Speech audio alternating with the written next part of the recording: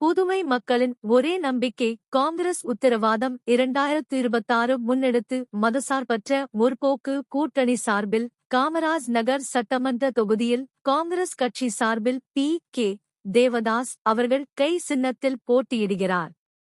தேவதாஸ் அவர்கள் செந்தாமரை நகர் பகுதியில் பொதுமக்களிடையே வாக்கு சேகரித்தார்.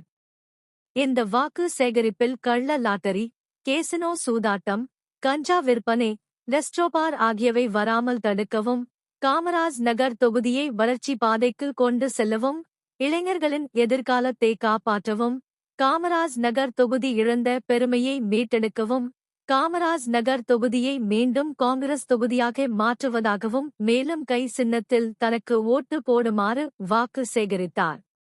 இந்த வாக்கு சேகரிப்பில் கூட்டணி கட்சிகள், காங்கிரஸ் கட்சி நிர்வாகிகள், செயற்குழு உறுப்பினர் உதயகுமார், SC/ST பிரிவு துணை அமைப்பாளர் சாம்பசிவம், தொழில்நுட்ப பிரிவு பாஸ்கர், சிறப்பு அழைப்பாளர் கோவிந்தராஜ், 32வது பூத் பொறுப்பாளர் தனசேகரன், ராஜசேகரன் மற்றும் வேட்பாளர் தேவதாஸ் அவர்களின் மகள்கள் தீபா, ராஜராஜேஸ்வரி ஆகியோர் வாக்கு சேகரித்தனர்.